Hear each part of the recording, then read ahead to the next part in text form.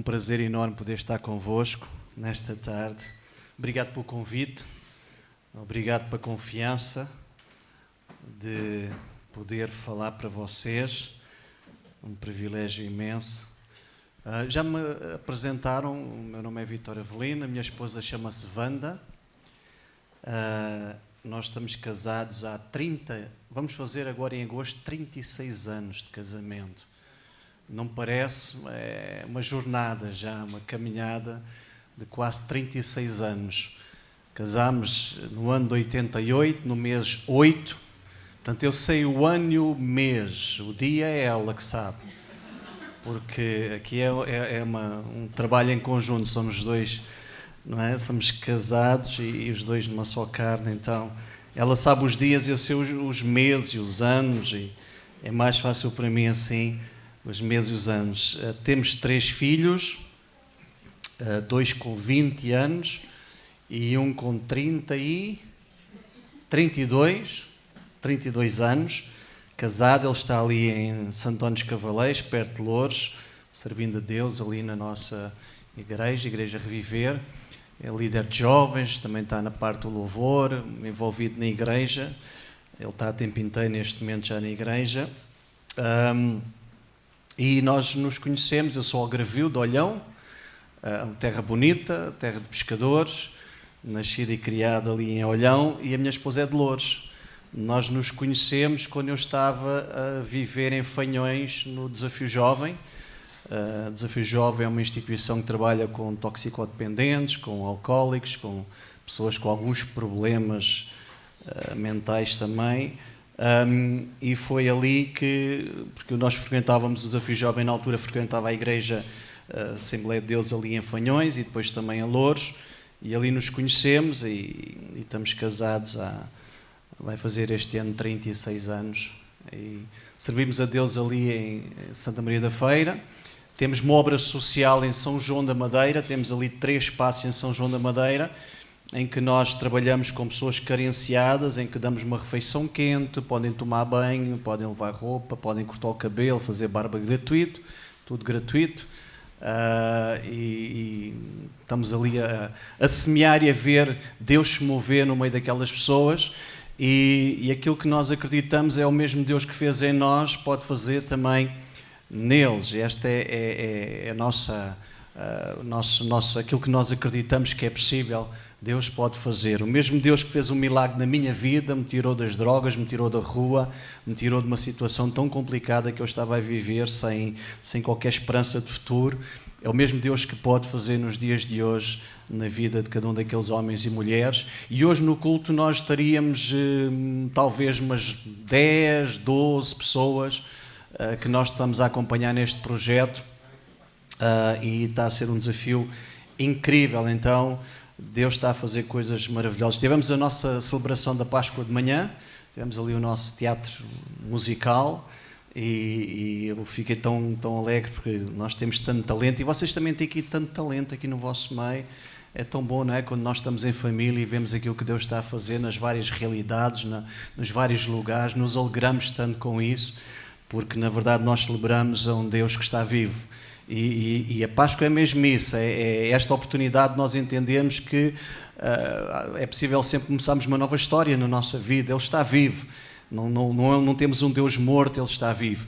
E nesta tarde eu queria partilhar um pouco sobre este Deus vivo e falar acerca da Páscoa. Já foi muita coisa aqui dita.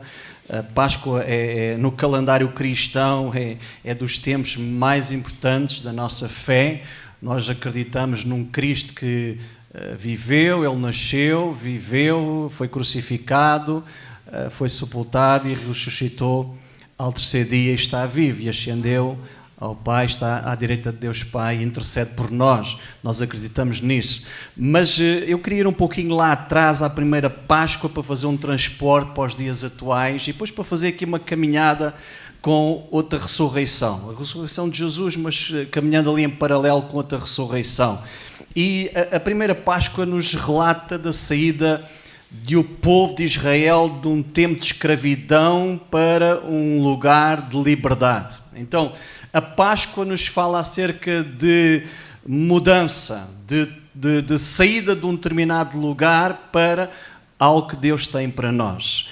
E esta saída se deu de uma forma gloriosa, com o agir de Deus, com sinais, com prodígios, com maravilhas, com as 10 pragas, conforme vocês leem lá no livro, conforme nós lemos lá no livro de Êxodo, né? E a última delas foi a morte dos primogénitos, em que Deus deu aquela ordem que onde estivesse o sangue espargido sobre as ombreiras e os portais das portas, que o anjo passava sobre que as casas tivessem lá o sangue era a proteção daquela casa, era a segurança daquela casa. Onde o anjo passasse e visse sangue, ele passaria por cima. E nos dias de hoje a nossa proteção continua a manter-se no sangue. Só que desta vez não mais no sangue de um cordeiro qualquer, mas naquele que é o Cordeiro de Deus, aquele que deu a sua vida por cada um de nós, aquele que derramou o seu sangue por cada um de nós. Então, a nossa proteção, a nossa segurança hoje, a nossa salvação está no sacrifício de Jesus. Naquele que fez o sacrifício eterno, uma vez feita para sempre. Não temos mais sacrifícios, neste caso de animais, porque o sacrifício de Jesus foi eterno, para todo o sempre. Então a nossa segurança está naquilo que Jesus fez, no seu sacrifício, nessa proteção. E a aceitação desse sacrifício na nossa vida nos leva a este lugar de segurança, este lugar de paz, de segurança em Deus. Eu queria ler uma passagem convosco lá em Marcos capítulo 16, versículo 1 a 6. Marcos 16, 1 a 6.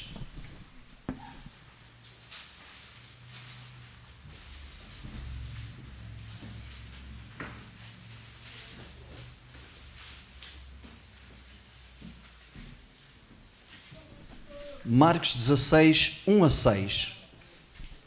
Diz assim a palavra de Deus. Marcos 16. Ao entardecer do dia seguinte, terminado o sábado, Maria Madalena, Maria, mãe de Tiago e Salomé foram comprar especiarias para ungir o corpo de Jesus. No domingo de manhã, bem cedo, ao nascer do sol, elas foram ao túmulo. No caminho perguntavam umas às outras: quem removerá para nós a pedra da entrada do túmulo?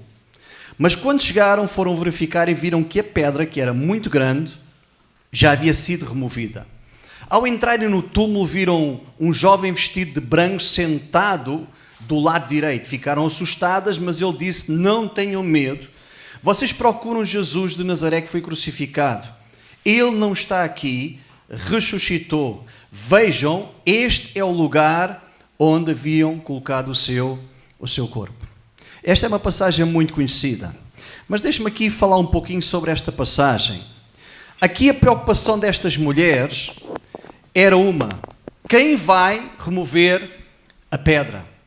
A pedra era pesada, a pedra, inclusive o túmulo estava guardado por soldados, tinha sido selado com o selo romano, mas elas queriam ter acesso ao Senhor, elas queriam ungir o corpo do Senhor, mas havia ali um problema: quem vai remover a pedra? A pedra teria que ser removida para que elas pudessem chegar até ao corpo do Senhor. Quando elas chegaram lá, surpresa, a pedra já tinha sido removida. E quando nós olhamos para esta passagem, aquilo que a palavra de Deus nos diz é que Deus removeu a pedra. E essa pedra foi removida não para que Jesus pudesse sair de lá, porque nós sabemos perfeitamente que Jesus poderia ter saído mesmo sem a pedra ser removida, porque mais adiante Jesus entra no lugar onde estavam os seus discípulos e as portas estavam fechadas, as janelas estavam fechadas e Jesus entrou na mesma naquele lugar. Então aquela pedra não iria impedir Jesus de sair do sepulcro. A pedra foi removida não para que Jesus saísse, mas para que nós pudéssemos entrar. Para que nós pudéssemos ter agora acesso. Para que verdadeiramente nós pudéssemos ir à presença de Deus com confiança, sem condenação. Assim como o véu do templo foi rasgado de cima a baixo. O véu do templo não foi rasgado para que Deus saísse daquele lugar, mas para que nós pudéssemos entrar naquele lugar. Então o convite de Deus é para que nós possamos ir à sua presença com confiança, não mais como escravos, não mais como pessoas condenadas, mas agora através do sangue de Jesus, como filhos amados. E que nós podemos entrar na presença dele com confiança, sem condenação e sentar à mesa. Então a palavra de Deus nos diz isso. A melhor notícia que o mundo já ouviu, ele saiu de um túmulo vazio e essa notícia é: Jesus está vivo. Esta é a maior notícia que nós podemos ouvir. Nós ouvimos tanta notícia hoje em dia. Nós abrimos o telejornal e a maior parte das notícias que nós ouvimos são notícias de guerras, de fomes, de dificuldades, de lutas. São notícias que muitas vezes nos deixam, às vezes, tão apreensivos. Às vezes a pensar no que é que vai acontecer. Ainda ontem à noite eu recebi, devia ser para aqui, 1 da manhã, mais coisa, menos coisa, uma mensagem, mas uma mensagem assim, daquelas bem extensas, assim, uma coisa assim, não é? Bem grande. E a pessoa no final dizia-me assim: pastor, a guerra outra vez está lá na Ucrânia e parece que vem uma nova peste. Eu não sei onde é que ele foi buscar aquilo de uma nova peste, mas ele já diz que vem uma nova peste, não é? E eu estava a ler aquela mensagem, estava a dizer assim: uau, estamos a celebrar a esperança que há em Jesus. Logo mais vamos ter uma celebração em que nós vamos dizer que Jesus ressuscitou, que nele nós temos a nossa proteção, que ele é a nossa segurança. E eu às 2 da manhã, quase 2 da manhã, e tal, recebo uma mensagem a dizer: vem uma nova peste e a guerra está aí e já vem mais guerras e já vem mais isto e vem mais aquilo. Mas deixem-me nesta tarde eu dar uma boa notícia: Jesus está vivo. Ele ressuscitou, Ele venceu a morte, nele nós encontramos paz, nós encontramos segurança, nele nós podemos ter a nossa vida segura, o nosso lar guardado, a nossa família guardada nele, porque Ele prometeu que estaria connosco e seria a nossa segurança. Amados, é isso que nós acreditamos. A Páscoa nos fala de esperança, de fé, de vitória, de cura, de perdão dos pecados, de uma vida transformada, de nós sermos novas criaturas em Cristo Jesus. É isto que a Páscoa nos fala. A Páscoa nos fala de nós podermos ter a oportunidade de escrever uma nova história na nossa vida. Não importa aquilo que nós vivemos, importa sim aquilo que Cristo tem para nós nesta nova vida, para nós vivermos. A Páscoa nos fala sobre isso. Nós não acreditamos num Cristo que viveu e morreu e continua morto. Nós acreditamos num Cristo que viveu, morreu, mas ressuscitou e está vivo. Amém? E esta esperança que nós temos de um Cristo ressuscitado, de um Cristo que foi sepultado, mas Ele ressuscitou. Já foi lido aqui 1 Coríntios capítulo 15. Eu vou ler alguns versículos deste capítulo. Diz assim: porque primeiramente vos entreguei o que também recebi, que Cristo morreu por nossos pecados, segundo a Escritura, e que foi sepultado e que ressuscitou ao terceiro dia, segundo a Escritura. Ora, se prega que Cristo ressuscitou dos mortos, como dizem alguns dentre vós que não há ressurreição dos mortos. E se não há ressurreição dos mortos, também Cristo não ressuscitou. E se Cristo não ressuscitou, logo é vã a nossa pregação e também é vã a nossa fé. Se é em vão a nossa fé, ainda permanecemos nos nossos pecados. Se esperamos em Cristo só nesta vida, somos os mais infelizes de todos os homens. Mas a palavra de Deus não nos diz isso. Diz que nós não esperamos só em Cristo nesta vida, porque nós sabemos que a vida que Ele nos tem dado desde o momento em que nós aceitamos Jesus, a vida eterna, ela começa já agora, mas ela é por toda a eternidade. Então nós não esperamos em Cristo só nesta vida. Mas Paulo diz isso, olha, Paulo diz: sem ressurreição de Cristo a nossa fé é inútil. Minha esposa estava-me a dizer que houve alguém que tentou encontrar alguns vestígios no túmulo de Jesus, não é? Se havia lá alguns vestígios de alguns ossos, alguma coisa. E ela estava a dizer que foi perguntado a alguns pastores, a alguns líderes da igreja, se porventura encontrassem algum vestígio de algum osso, de alguma coisa lá no sepulcro, como é que ficaria a fé deles? E eu pensei, realmente, essa é uma pergunta, não é? Como é que ficaria a nossa fé? É aquilo que Paulo diz aqui: se Cristo não ressuscitou, então a nossa fé é inútil. Aquilo que nós acreditamos não faz sentido. Nós acreditamos num Cristo que ressuscitou e está fundamentada a nossa fé, a nossa confiança. Ele venceu a morte. Por isso é que nós agora podemos vencer também com Ele. Por isso é que agora nós podemos ter uma nova vida com Ele. Então Paulo fala sobre isso. Se Cristo não ressuscitou, a nossa fé é inútil. A nossa pregação é inútil. Tudo o que nós possamos dizer acerca da obra expiatória, redentora de Cristo, não faz sentido. Porque Ele não concretizou aquilo que Ele prometeu que ia fazer. Se Ele não ressuscitou, é inútil. Nossa esperança é vazia, nosso testemunho é falso, nossos pecados não são perdoados, e diz aqui seremos os mais infelizes de todos os homens. Por outras palavras, não há salvação. Nossa salvação não existe se Cristo não ressuscitou. Mas Ele ressuscitou. Esta é uma certeza que nós temos. É uma certeza que a palavra de Deus diz. É um testemunho que nós temos dado pelo Espírito Santo que Cristo ressuscitou. Eu tive o privilégio já de visitar Jerusalém e estar ali onde se pensa que é o lugar onde Jesus foi sepultado, e eu estive lá dentro e, na verdade, o lugar está vazio. Amém? A pedra foi removida.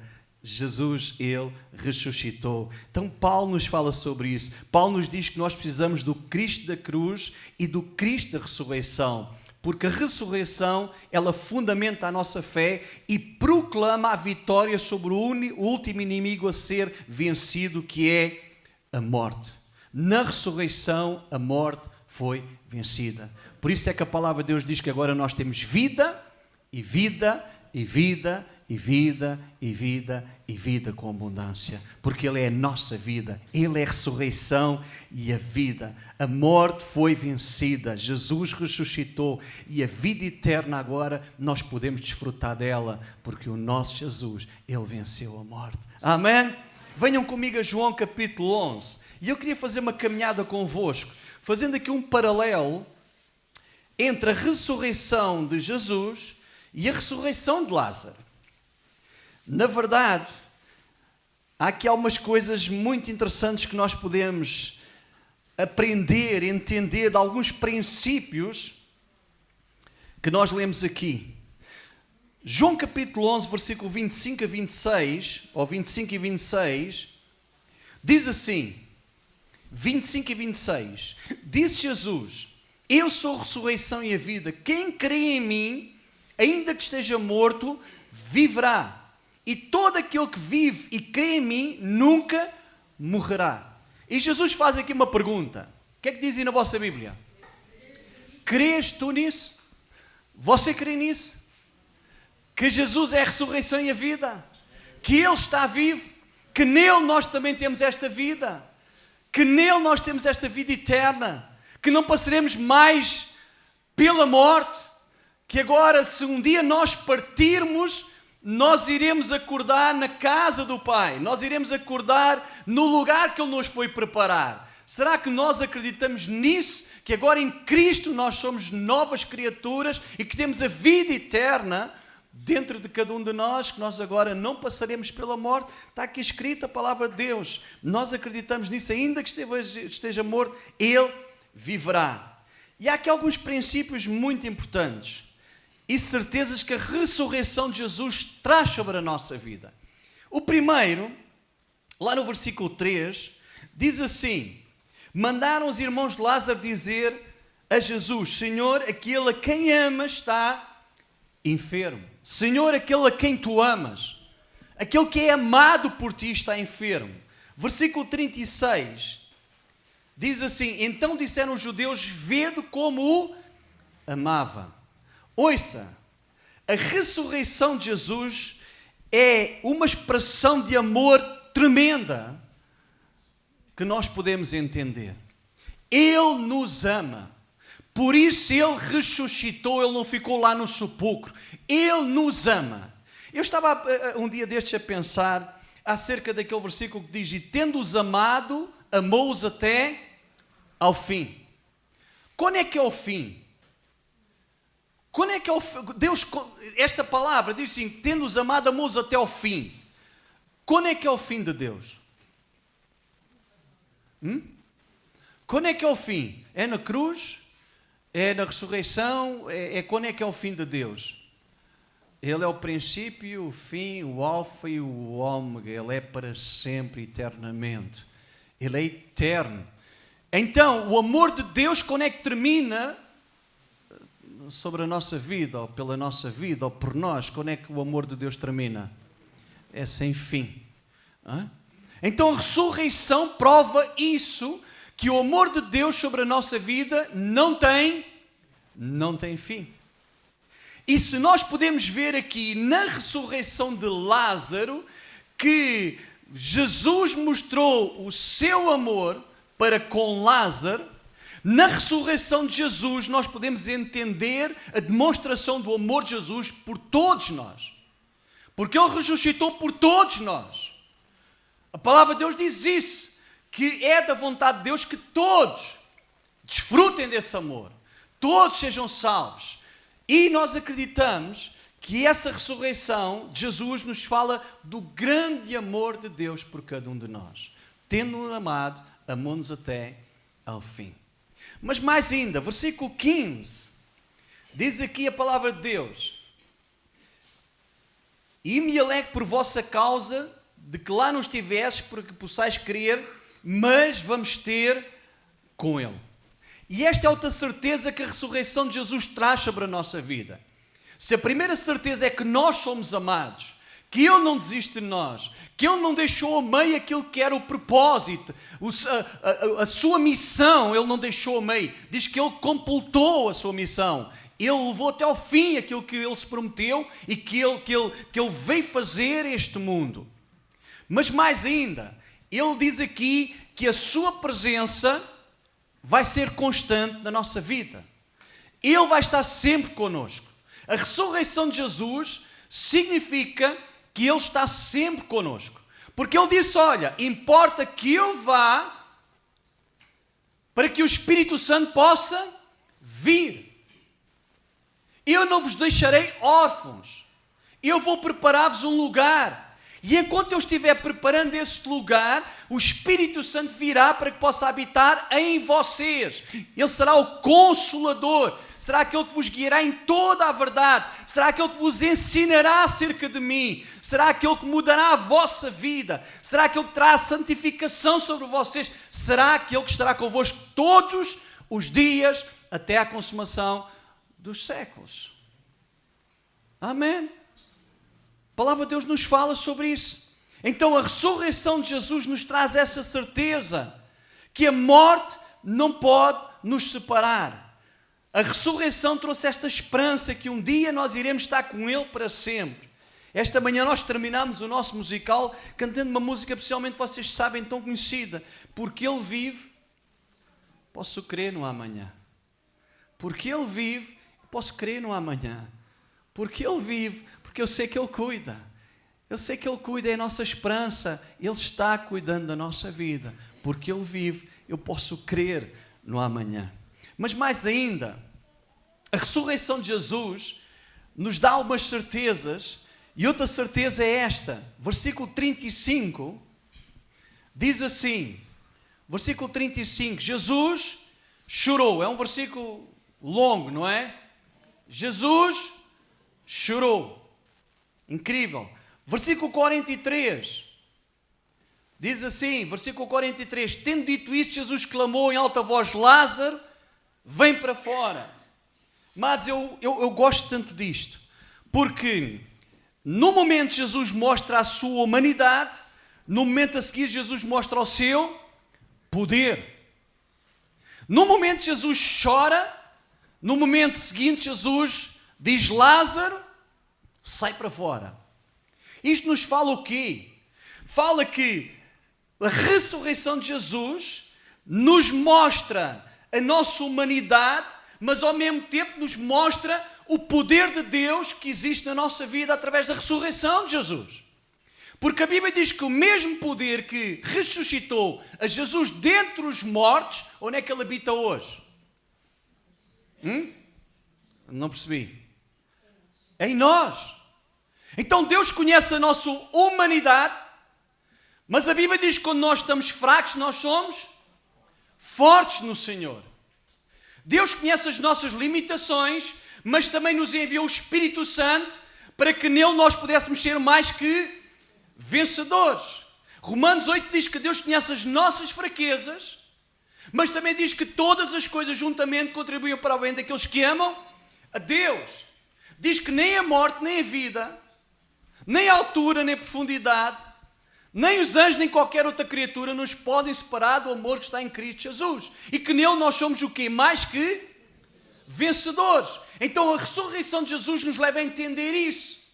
Que apesar da nossa humanidade, da nossa falha, das nossas lacunas, das nossas fraquezas, há um poder de Deus que habita em nós. O Espírito Santo de Deus habita em nós. E é o Espírito Santo de Deus que nos fortalece. É o Espírito Santo de Deus que nos ajuda cada dia a vencer. Então a ressurreição nos fala deste poder que nos liberta, que nos transforma e que Deus quer usar na nossa vida. Amém? Lá em Romanos 8:11, como eu já disse, diz que o Espírito daquele que dentre os mortos ressuscitou a Jesus habita em vós. Então a ressurreição nos fala de um poder que nos liberta, que nos transforma, que nos quer usar. Um poder que nós podemos ter na nossa vida. Jesus venceu e com Ele nós somos mais que vencedores. Ele venceu o domínio da morte. Ele é o vencedor. E agora com Ele nós podemos ter esta vitória na nossa vida. Lá em 1 Coríntios capítulo 15, diz assim: onde está, ó morte, o teu aguilhão? Onde está, ó morte, a tua vitória? Mas graças a Deus que nos dá a vitória por nosso Senhor Jesus Cristo. Portanto, meus amados irmãos, sejam firmes, constantes e sempre abundantes na obra do Senhor, sabendo que no Senhor o vosso trabalho não é em vão. Amém. A ressurreição nos dá esta liberdade de nós vivermos livres do poder das trevas, da morte e viver aquilo que Jesus disse, que nele nós tínhamos vida e vida com abundância. Amém. Glória a Deus, Jesus ressuscitou.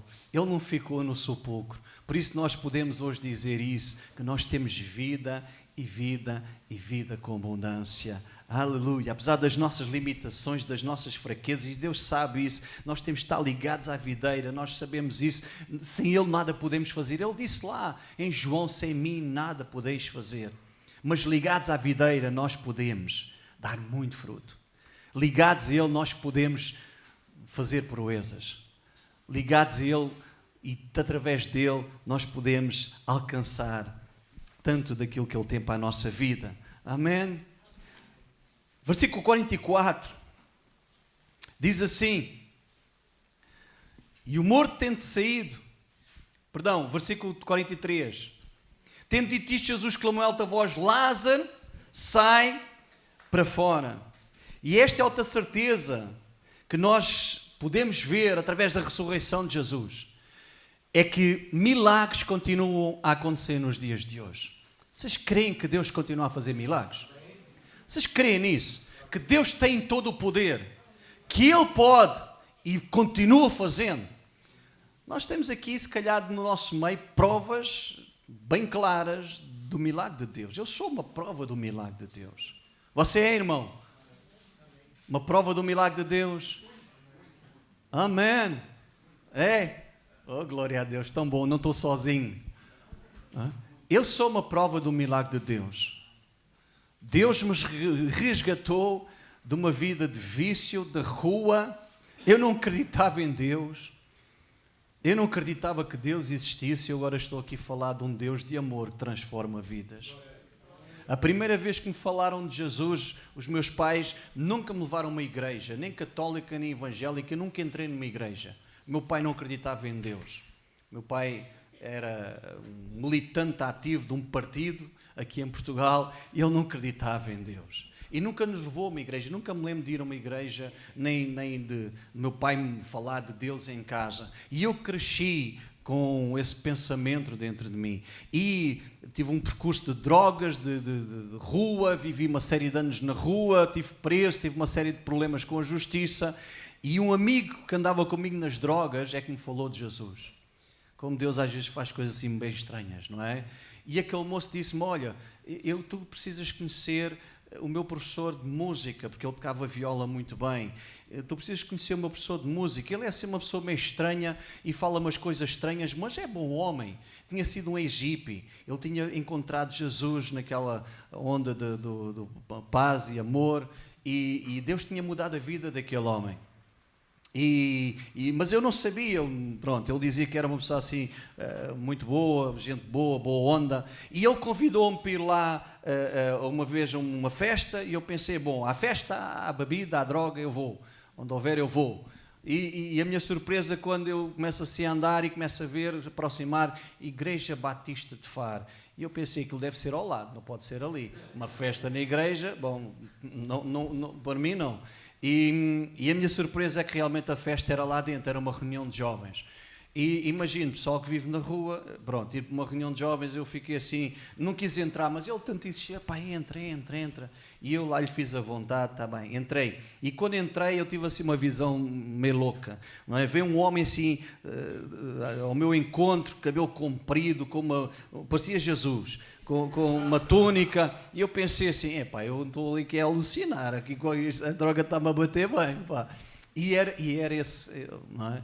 Esse amigo dele, esse professor de música dele, e ele, quando, não é, falou comigo, ele conhecia-me, porque o meu amigo já tinha falado, e a verdade é que durante quase 6 anos aquele moço sempre me encontrava, ele dizia, olha Vítor, Deus pode mudar a tua vida, Vítor, Deus pode mudar a tua vida, deixa Deus mudar a tua vida, mas a minha vida cada vez estava pior, eu tive em coma, tive uma overdose, tentei suicídio, uma série de coisas neste percurso de vida, infelizmente, não é? E a minha vida cada vez estava pior. E eu pontualmente, eu ia àquela igreja, lá a Igreja Batista de Faro, pastor José Valério já faleceu há 2 anos, mais coisa, menos coisa.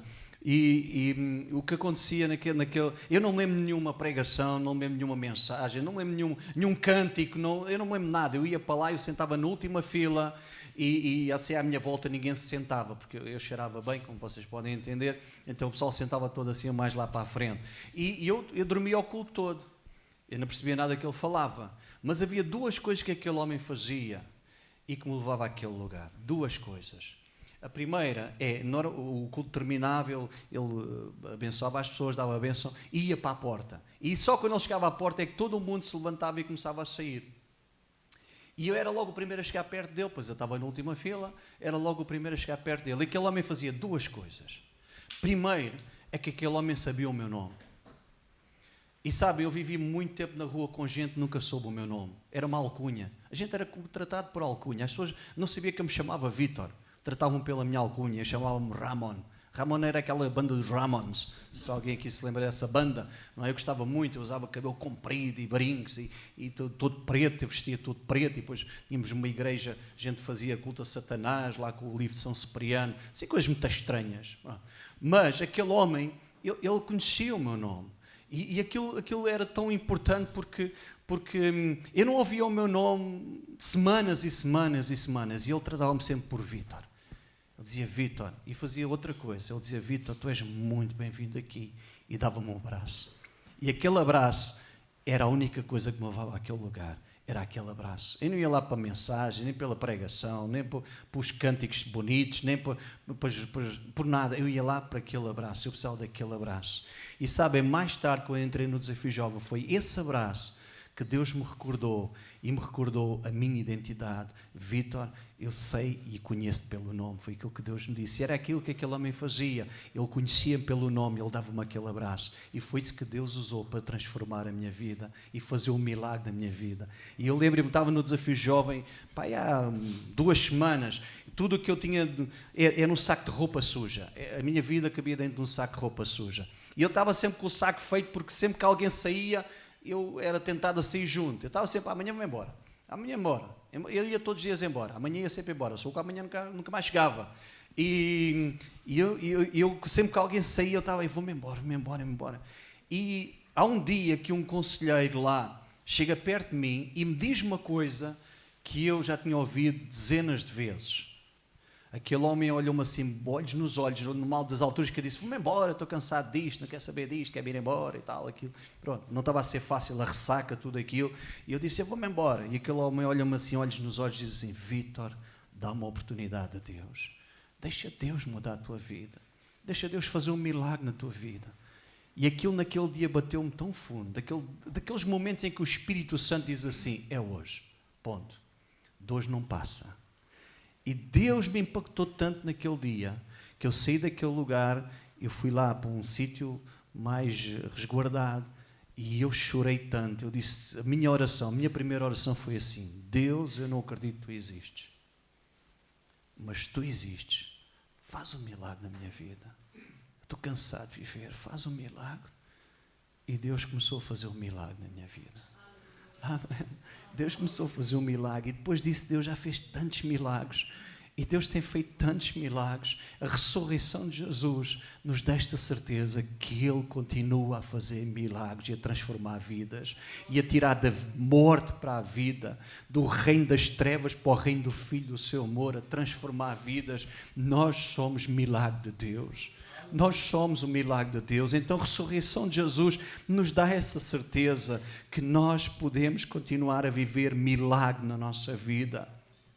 E para terminar, amados, versículo 44, eu vou terminar. Versículo 44 diz assim: e o morto saiu tendo as mãos e os pés enfaixados e o rosto envolto num lenço. Disse Jesus: desatai-o e deixai-o ir. E esta é a certeza da Páscoa que nós celebramos, a certeza que nós podemos começar sempre um novo tempo, um novo dia, uma nova história na nossa vida. A palavra de Deus diz ainda que o justo caia, quantas vezes? 7 vezes, não é? 7 vezes ele se levanta. Ainda quando nós tropeçamos, quantas vezes eu já tropecei nesta caminhada? Quantas vezes eu já, como diz lá na minha terra, já meti os pés para as mãos e as mãos para os pés? Quantas vezes eu já falhei, mas a palavra de Deus nos diz que a Páscoa é sempre um tempo da gente entender que é um tempo de oportunidade. Ele ressuscitou, Ele transformou a nossa vida, Ele está a trabalhar na nossa vida. Há um versículo que eu gosto muito, lá em Filipenses, diz que aquele que em vós começou a boa obra, aperfeiçoará até o dia da sua vinda. Eu gosto de pensar em mim como uma boa obra. Ainda que eu às vezes não veja muita coisa boa em mim, mas Ele vê, e Ele olha para mim e diz assim: Vitor, tu és uma boa obra, não te esqueças de onde é que saíste, não te esqueças do que é que tu tinhas quando chegaste até mim, não te esqueças do teu percurso de vida, não te esqueças daquilo que eu tenho feito na tua vida, tu és uma boa obra. Esquecendo as coisas para trás ficam, prossigo para o alvo do prémio da soberana vocação de Deus. Amém. Esquecendo, Paulo dizia: olha gente, eu era o top do top. Era hebreu de hebreus, eu fui criado aos pés de Gamaliel, eu tinha os diplomas todos. Se vocês fossem ao escritório de Paulo, tinha os diplomas todos, os cursos todos. Paulo era top. Paulo podia se gloriar naquilo que ele era, nos seus estudos. Ele era romano, não era porque comprou, não, ele era lá de nascer, ele era. Mas Paulo dizia assim: considere isto tudo como lixo, para conhecê-lo, a Ele e ao poder da sua ressurreição. Paulo dizia: olha, aquilo que eu mais desejo é conhecer a Cristo. Não é os meus títulos, não é a alegria daquilo que eu já conquistei, é aquilo que eu posso conquistar nele. Vocês lembram-se aquela parábola que Jesus contou daquele homem que estava num campo e encontrou um tesouro, foi, vendeu tudo e comprou aquele campo por causa daquele tesouro que tinha encontrado? Lembram-se dessa parábola? Alguém conhece essa parábola? Nós encontramos um tesouro incrível. Cristo é o nosso maior tesouro. Cristo é o nosso maior tesouro. A palavra de Deus diz que a nossa vida não foi comprada nem com ouro, nem com prata, nem com pedras preciosas, mas com o precioso sangue de Jesus. Sabe porquê? Pelo alto valor que cada um de nós tem para Deus. Pelo alto valor que o Senhor vê em nós. Jesus deu a sua vida por nós. Amém. É isso que a palavra de Deus nos diz. Ressurreição traz a oportunidade de sair de onde estamos e começar uma nova vida. Tirar as ataduras, tirar tudo aquilo que nos aprisiona, nos leva lá para trás. Sabe, nós precisamos, hoje de manhã eu falei lá na igreja Reviver acerca de pedras que nós precisamos tirar na nossa vida, porque se na verdade na ressurreição de Jesus foi Deus que tirou a pedra, aqui não foi Deus que tirou a pedra, Deus mandou tirar a pedra. Então há pedras que Deus tira da nossa vida, mas há pedras que Deus nos manda tirar. Há coisas que Deus nos manda fazer. Amém? E Deus quer trazer um novo tempo à nossa vida. Quer terminar como 1 Coríntios capítulo 5, versículos 7 e 8. Diz assim: pois Cristo, nossa Páscoa, foi sacrificado por nós. Por isso, celebremos a festa, não com pão velho, fermentado com maldade e malícia, mas com novo pão da sinceridade e da verdade. Glória a Deus. Celebremos com festa. Façamos festa, porque Cristo, a nossa Páscoa, Ele ressuscitou. E nele nós temos vida, e vida com abundância. Nós temos vida eterna. Os milagres podem continuar a acontecer na nossa vida, a transformação, novos começos. Amado, se você está a passar por um tempo difícil, creia que Deus está lá para o ajudar. Deus está lá para o ajudar, para dar a mão, para transformar a situação. Deus é um Deus de milagres. Deus continua a fazer milagres. Ainda hoje de manhã eu falei, mas eu já vi gente ser curada de doenças que a medicina diz não tem cura. Eu já vi, de cancro. Eu tenho uma carta comigo escrita por um médico, confirmando que alguém tinha sido curado de cancro. Um médico me escreveu a mim, do hospital, me escreveu dizendo, é verdade, eu não tenho explicação, só posso dizer uma coisa, foi milagre. Um médico que começa a carta dizendo que não crê em Deus. E escreve-me uma carta dizendo, eu não tenho explicação, só posso afirmar, alguma coisa aconteceu, foi um milagre. Amados, eu já vi isso. Eu já vi vidas completamente desfeitas serem transformadas e restauradas. Eu já vi casamentos serem transformados e restaurados. Ali quase só faltava fazer a assinatura para que o divórcio se consumasse. E de repente alguém diz, olha, não, vamos acreditar que pode ser diferente. Eu já vi gente com negócios completamente falidos e que de repente Deus começa a operar e os milagres começam a acontecer. E hoje são pessoas com negócios abençoados e prósperos. Eu já vi, possivelmente alguns que estão aqui, já viveram isso também nas suas vidas. Páscoa nos fala desta oportunidade de recomeçar de novo, de não baixar os braços, não desistir, acreditar, se Deus é por nós, quem será contra nós? Que com Jesus no barco nós vamos passar para a outra banda. Ainda que a tempestade se levante, ainda que as ondas sejam fortes, ainda que o vento seja contrário, com Jesus no barco, nós vamos passar para a outra banda. Ele vai ser connosco. Às vezes parece que Ele está a dormir, mas amados, Jesus nunca está a dormir. Às vezes parece que Ele está assim meio distraído, mas não está. Vamos passar para a outra banda. A ressurreição de Jesus é isto, é a nossa festa. Celebremos com festa. Amém?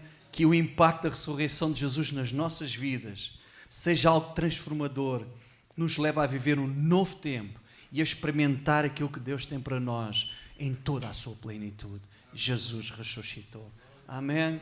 Aleluia. Vamos ter uma palavra de oração. Pai, muito obrigado, Senhor, por este privilégio que nós temos de poder nesta tarde entrar em Tua presença com confiança e dizer Abba, Pai, querido Paizinho. Nos convidas a ir à Tua presença, nos convidas a estar no íntimo, no lugar secreto contigo.